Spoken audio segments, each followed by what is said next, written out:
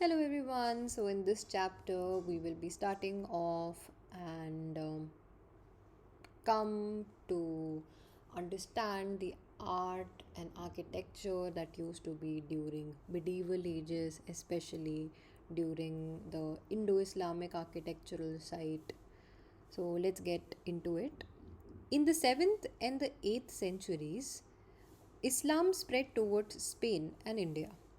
Islam came to India particularly with Muslim merchants, traders, holy men, and conquerors over a passage of 600 years. Although by the 8th century CE, Muslims had begun to construct in Sindh, Gujarat, etc., the northwestern part of India, it was only in the early 13th century that large scale building activities began under the Delhi Sultanate established after the Turkish conquest of the northern India. By here's a depiction of Qutub Minar situated at Delhi. By 12th century, India has already familiar with monumental constructions and grandiose settings.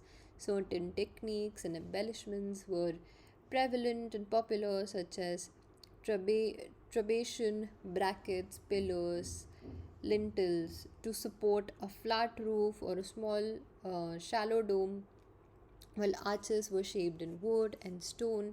These were unable to bear the weight of the top structure. Now, however, the arcuate form of construction was introduced gradually, in which arches could support the weight of the domes. Such arches needed to be constructed with Bossery's series of interlocking blocks and fitted with keystones. The dome resting on pendentive and squinches enabled spanning of large spaces, leaving the interiors free of pillars. A noteworthy aspect of these migrations and conquest was that Muslim absorbed many features of local cultures and traditions and combined them with their own architectural practices. Thus, in the field of architecture, a mix of many structural techniques, stylized shapes, surface decoration came through constant intervention of acceptance, rejection, or modification of architectural elements. These architectural entities or categories showcasing multiple styles are known as Indo Saracenic or Indo Islamic architecture. Hindus conceived manifestation of God everywhere in multiple form as part of their religious faith, whereas Muslims thought of only one with Muhammad as their prophet. Hence, Hindus adorned all surfaces with sculptures and paintings. Muslims, forbidden to replicate living forms on any surface, developed their religious art and architecture consisting of arts of arabesque, geometrical patterns, and calligraphy on the plaster and stone. The typologies of structure. Keeping in mind religious and secular necessities, architectural buildings like mosque for daily prayers, the Jama Masjid, tombs, dargahs, minars, hammams, formerly laid out gardens, madrasas, sarais, or caravan sarais, coast minars, etc., were constructed over a period of time. These were thus additions in existing types of buildings in the subcontinent. The architectural edifices in the Indian subcontinent and elsewhere in the world were constructed by wealthy people. They were in descending order rulers and nobles and their families, merchant guilds, rural elite, and devotee of a cult. In spite of the obvious Saracenic, Persian, and Turkish influences, Indo Islamic structures were heavily influenced by prevailing sensibilities of Indian architectural and decorative forms.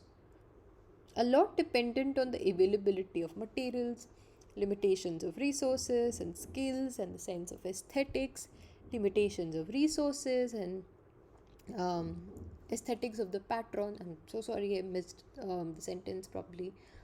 Although religion and religiosity were very important to people to medieval India, As elsewhere, they borrowed architectural elements liberally. Now, this is the intricate jali work found at Amer Fort in Jaipur. Coming back to categories of styles, the study of Indo Islamic architecture is conventionally categorized into the imperial style, Delhi Sultanate, the provincial style, Mandu, Gujarat, Bengal, and Jaunpur, the Mughal style, Delhi, Agra, and Lahore, and the Dakkani style, Bijapur, Golconda. These categories help in understanding better the specificities of architectural styles rather than putting them in immutable slots. This is the dodo panel on the wall of Agra. You can see the geometric patterns and the use of flowers and stars and polygons. Architectural influences. Amongst provincial styles, the architecture of Bengal and Jaunpur is regarded as distinct. Gujarat was said to have a markedly regional character for patrons, borrowed elements from regional temple traditions such as torans, lintels, in mihrabs, carvings of bell and chain motif, and carved panels depicting trees for tombs, mosques, and dargahs. The 15th century white marble dargah of Sheikh Ahmad Khattu of Sarkhej is a good example of provincial style, and it heavily influenced the form and decoration of Mughal tombs. This is the Petra Durga work at Agra. Look at the looks like veins of a creeper, and look at its flower motif, right? Decorative forms. These forms included designing on plaster through incision or stucco. The designs were either left plain or covered with colors. Motifs were also painted on or carved in stone. These motifs included varieties of flower, both from the subcontinent and places outside, particularly Iran. The lotus bud fringe was used to great advantage in the inner curves of the arches. Walls were also decorated with cypress, chinar, and other trees, as also with flower vases. Many complex designs of flower motifs decorating the ceilings were also to be found on textiles and carpet. In the 14th century and 16th century, tiles were also used to surface the walls and the domes. Popular colors were blue, turquoise, green, and yellow.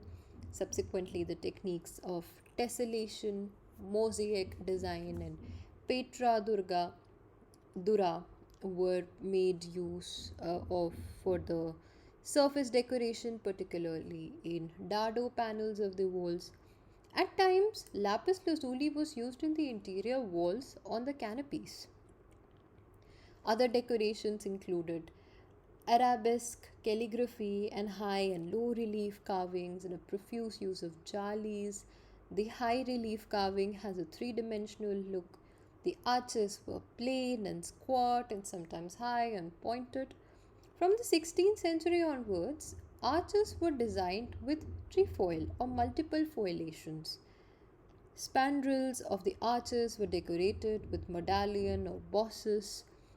The roof was a mix of central dome and other smaller domes, chhatris, and tiny minarets. The central dome was topped with an inverted lotus flower motif and a metal or stone pinnacle. Materials for construction. The wall and the buildings were extremely thick and were largely constructed of rubble masonry, which was easily available. These walls were then caused over with chunam or limestone, plaster or dressed stone. An amazing range of stones were utilized for construction such as quartz, sandstone, buff, marble, etc.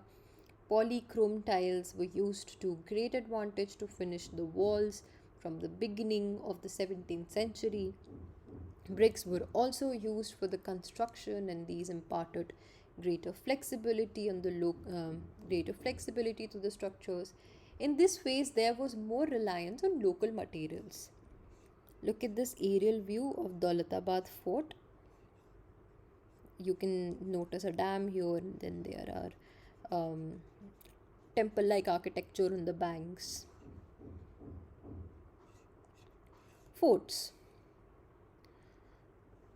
Building monumental forts with embattlements was a regular feature in the medieval times, often symbolizing the seat of power of a king. When such a fort was captured by an attacking army and vanquished ruler either lost his complete power or his sovereignty. This was because he had to accept the suzerainty of the victorious king.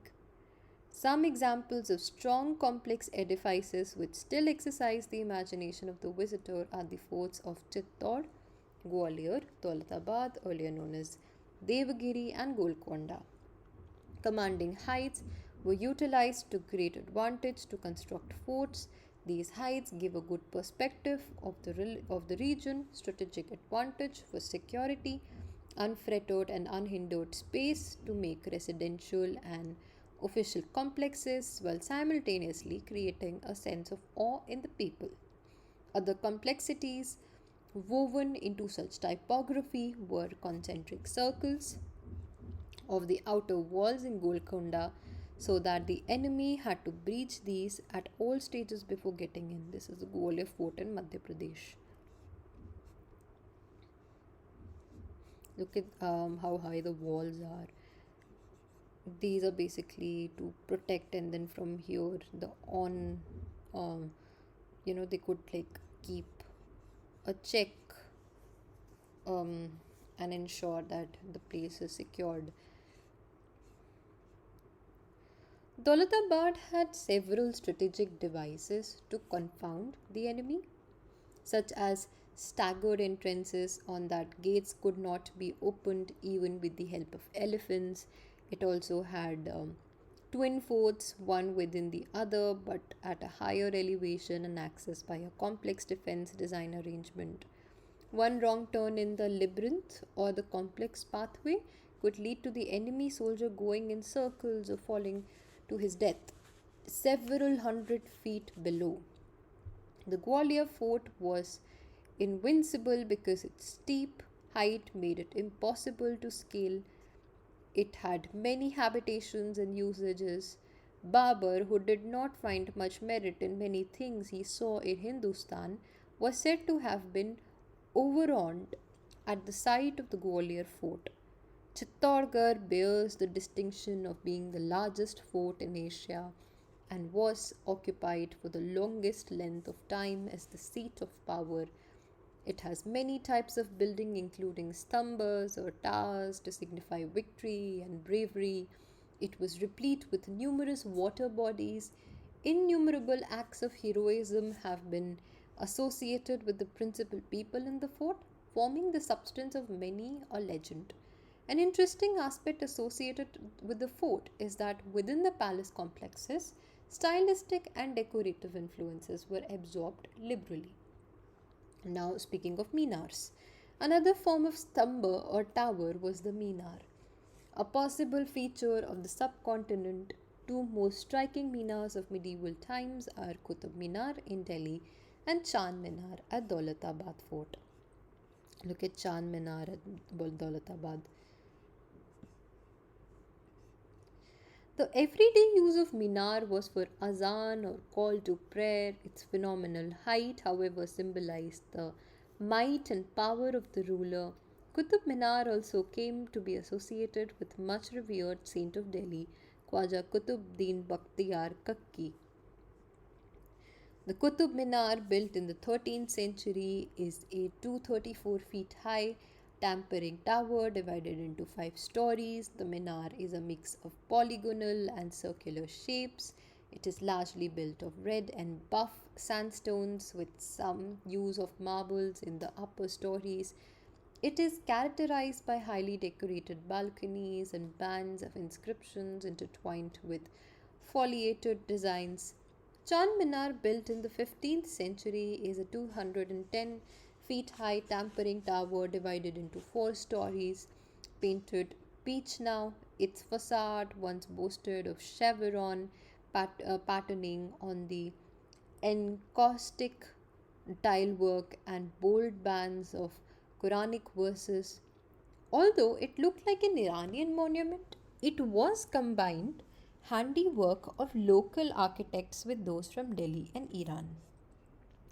Now, speaking of tombs, here a tomb of Ithmadudullah at Agra. Monumental structures over graves of rulers and royalty was a popular feature of the medieval India. Some well known examples of such tombs are those of Ghayasuddin Tughlaq, Humayun, Abdur Rahim Khan, a Khanan in Delhi, Akbar Imtadullah in Agra. According to Anthony Welch, the idea behind the tomb was eternal paradise as a reward for the true believer on the day of the judgment. This led to the paradisical imagery for the tomb construction, beginning with the introduction of Quranic verses on the walls. The tomb was subsequently placed within the paradisical elements such as a garden or near a body of water or both, as in the case of Humayun's tomb and Taj Mahal, which follows the Charbagh style. Surely, though, such vast expanses of structured and stylized spaces could not have been intended only to satisfy peace and happiness in the next world, but to also showcase the majesty, grandeur, and might of the persons buried there. Sarais. A hugely interesting feature of medieval India was the sarais, which lined cities and dotted the vast space of Indian subcontinent. Sarais were largely built on a simple square or rectangular plan and were meant to provide temporary accommodation to Indian and foreign travelers, pilgrims, merchants, traders, etc. In effect, sarais were public domains which thronged with people of varied cultural backgrounds. This led to cross cultural interactions, influences, and syncretic tendencies in the cultural moors of the time and at the level of the people. I think this comes from Qutub Minar, and look at the Quranic verses written on the panel surrounding the Minar. Structures for common people. One of the architectural features of medieval India was also a coming together of styles, techniques, and decorations in public and private spaces of non-royal sections of the society. These included buildings for domestic usage, temples, mosques, kankhas, hermitage of Sufi saints, and dargahs, commemorative gateways, pavilions and buildings and gardens, bazaars, etc. This is Mandu. You can see a lake over here, and this is the Hoshang Shah's tomb and Hindola Mahal. Okay, probably have to turn my tablet. I'd recommend you to do the same. Since the city of Pandu is located 60 miles from Indore at the elevation of over 2000 feet and overlooks the Malwa Plateau to the north and the Narmada Valley to the south, Mandu's natural defense encouraged consistent habitation by Parmara, Rajputs, Afghans, and Mughals. As capital of Gauri dynasty from 1401 to 1561, founded by Hoshang Shah, it acquired a lot of fame. Subsequently, Mandu was associated with the romance of Sultan Baz Bahadur and Rani Rupmati. The Mughal resorted to it for pleasure during the monsoon season. Mandu is a typical representation of the medieval provincial style of art and architecture. It was a complex mix of official, residential, pleasure palace, pavilion, mosque, artificial reservoir, Bauli, embattlements, etc. In spite of the size or monumentality, the structures were very close to nature, designed in the style of arched pavilions, light and airy, so these buildings did not retain heat. Local stone marbles were used to great advantage. Mandu is a fine example of architectural adaptation to the environment. The royal enclave located in the city comprised the most complete and romantic set of buildings, a cluster of palaces and attendants, structures, officials, residential buildings around two artificial lakes. The Hindula Mahal looks like a railway viaduct bridge with its disproportionately large buttress supporting the wall. This was audience of the Sultan and also the palace, also the place, sorry, forgive me, uh, where he showed himself to his subjects. Batter was used very effectively to give an impression of swinging Hindola walls. Jahaz Mahal is an elegant two-story ship palace between two reservoirs with open pavilions, balconies overhanging the water, and a terrace built by Sultan Ghiyasuddin Khilji. It was possibly used as a harem and as an ultimate pleasure and recreational resort. It had a complex arrangement of watercourse and a terrace swimming pool. Look at Jahaz Mahal, Mandu on the banks of the water reservoir, and this was probably a harem. Rani Rupmati's double pavilion perched on the southern embattlements afforded a beautiful view of Narmada Valley. Baz Bahadur's palace had a wide courtyard ringed with hall and terraces. A madrasa called Asharif Mahal now lies in ruins. Oshang Shah's tomb is a majestic structure with a beautiful dome, marble jali work, porticos, courts, and towers. It is regarded as an example of the robustness of the Afghan structures, might have repeated it by mistake. Coming back, but its lattice work, carved brackets, and torrents tend it a softer hue.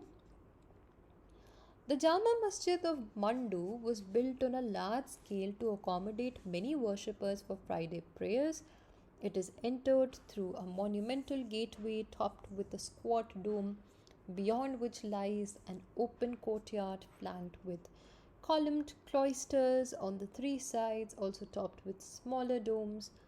The building is faced with red sandstone. The mimbar in the Qibla Livan is supported on carved brackets, and mihrab has a lotus bud fringe. The provincial style architecture of Mandu is regarded as too close to the structures of imperial Delhi to make the bold statement of local traditions. Nevertheless, the so called robust, austere Pathan architecture of Mandu, with its surface embellishments of jalis, carved brackets, etc., and the lightness of the structures, was an important intervention in the narrative of the Indo Islamic architectural experience. This Jama Masjid at Mandu. Taj Mahal from 1632 onwards, it nearly it took nearly 20 years and 20,000 specialized workers to complete the monument. It's so gorgeous. It's made of white marble.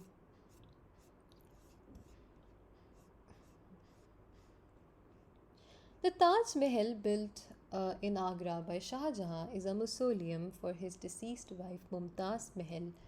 Taj Mahal was the apogee of evolutionary architectural process in medieval India. The sublimity of the building comes from its orderly, simple plan and elevation, amazingly perfect proportions or symmetry. The ethereal quality marble has lent to it. The perfect setting of the bark and river and the pure outlines of the tomb silhouetted against the sky. The patina, the Taj, has lends it a different hue at various times of day and night. The Taj complex is entered through a monumental red sandstone gateway, the opening arch of which beautifully frames the mausoleum. The tomb is laid out in chahar bagh, crisscrossed with paths and watercourses interspersed with pools and fountains. The structure is placed on the northern extremity of Bagh instead of the middle to take advantage of the river bank. Look at the work, so beautiful, and the borders too. A straight path through the bark reaches the plinth of the tomb, from where is accessed the floor terrace of the edifice. At corners of the terrace stand four tall tempering minarets, 132 feet high. A main body of the building is topped with a drum and dome and four cupolas, forming a beautiful skyline. The plinth and the wall of the structure and the drum dome are in perfect proportion to one another. Towards the west of a white marble faced tomb lies a red sandstone mosque and a similar construction in the east to maintain balance. Marble of the building was quarried from the Makrana mines in Rajasthan, and this white edifice is contrasted with the red sandstone of the surrounding structure. The tomb structure is a square with chamfers forming eight sides, recedes with deep arches. The structural stylization produced in the elevation of building a variety of contrasting planes and shades and solids and voids effects. All sides of building with twin elevations of floors to roof and roof to pinnacle atop the foliated crest of the dome measure 186 feet each. The interior arrangement of the mausoleum consists of a crypt below and vaulted octagonal tomb, chamber above with a room at each angle, all connected with corridors. Light to every part of the building is obtained by means of carved and perforated jalis set in the arch recesses of the interior. The ceiling is as high as the facade, creating a void with the help of a double dome. Four types of embellishments have been used with great effect for the interior and the exterior surfaces of Taj Mahal. These are stone carving in high and low reliefs on the wall, the delicate carving of marble into jalis and graceful volutes, spiral ornaments on the pillars, and the creation of arabesque with petra dura, yellow marble, jade, jasper on walls and tombstones in geometric designs with tessellations. Lastly, the art of calligraphy is used with the inlay of jasper in white marble to write Quranic verses. Look at the calligraphy of the Quranic verses here. Calligraphy provided a decorative element on the walls and a continuous connection with the Almighty. This is the Gol Gumbad.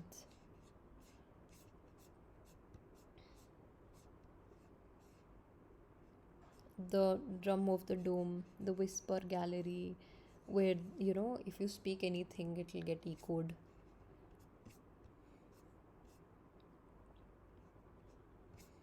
Let me just quickly check. Okay, not much is left, just the glossary, right? Let me just quickly turn the tablet and read this.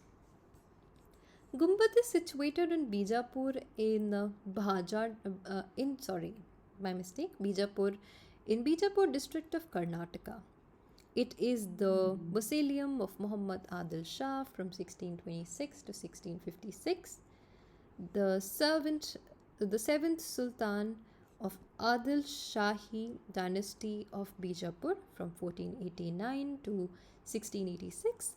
Built by the ruler himself, it is a striking edifice in spite of being unfinished. The tomb is a complex building such as a gateway, a nakkar khana, a mosque, a sarai located within a large walled garden.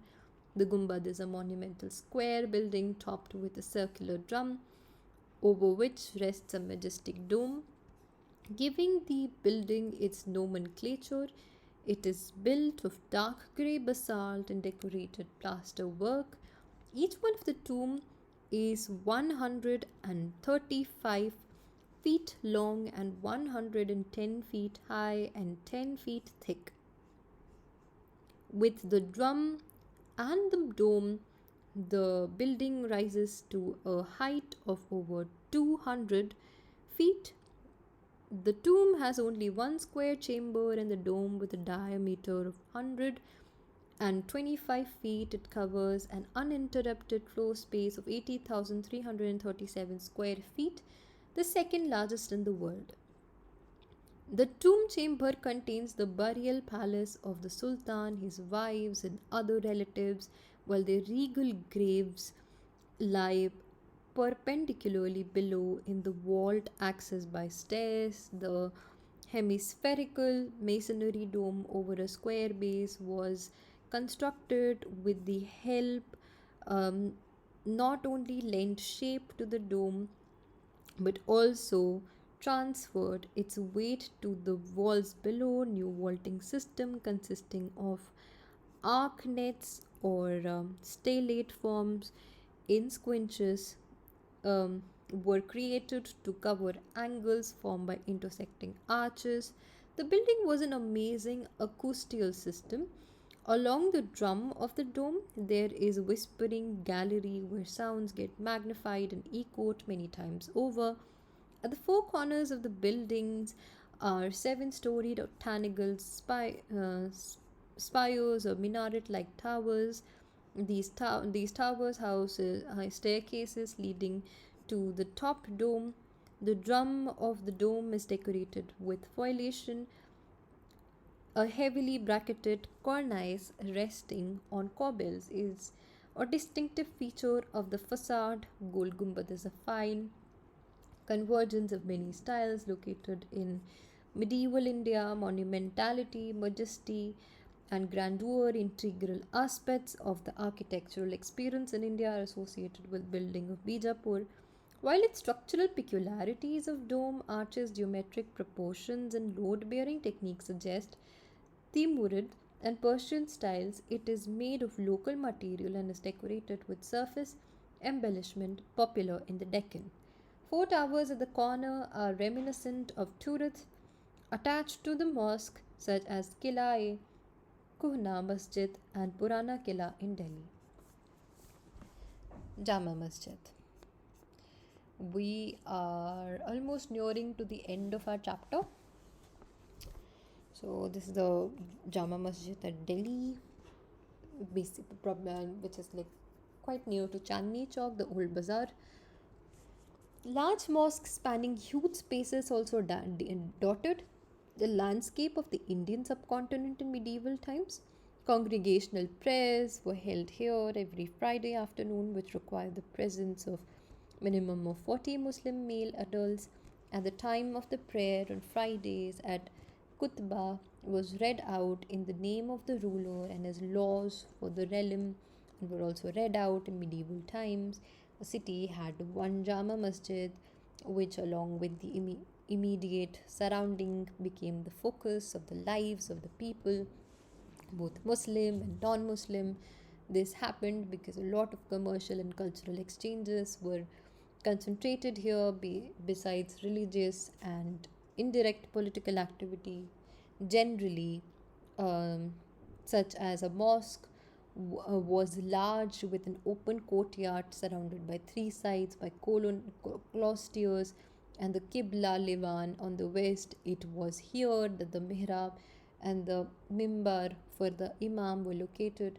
People faced the mihrab while offering prayers, as is indicated. The direction of the Kaaba in Mecca. This is the Qibla. You can see, looks like a roof of the main prayer hall. This is the minaret. These are the aisles. This is mihrab and maksar screen. This is a tank and cloisters. These are called the livans. This is a courtyard or sun. This is the main entrance. There's a overall plan of Jama Masjid. It's um, sorry, forgive me. 2019 to 20. We'll just have you visited any medieval structures in your locality, region, country? Document the following aspects of the structure: period, region, political association, typology of the structure, secular, religious, purpose of the structure, architectural forms located in the structure, decorative forms on the structure, materials used for constructions of the structure. Is it conserved? Should it be conserved? The present location, status of the structure. Fine, we'll just quickly go through the overview questions. What do you understand by the term Indo-Islamic or Indo-Secranic architecture? Can you think of another nomenclature? How did this architecture evolve in India? Fine, next. What type of buildings were added in India in the 13th century? All right. Third, name four styles of Indo-Islamic architecture. Fourth, what was the significance of a fort in medieval India? What were in the strategic devices adopted in the construction of forts to confuse and defeat the enemy?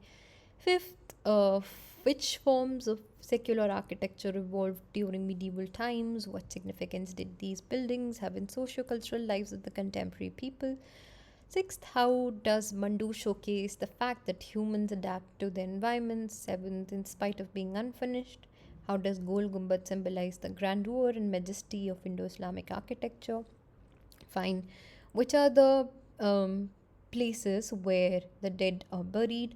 How do these differ from each other? Ninth, why is the word perfection associated with Taj Mahal? Alright. Okay, and there are some um, summary words. We'll go through each one of them. Are there any particular notes? No such notes. Okay, so we are done here. Thank you.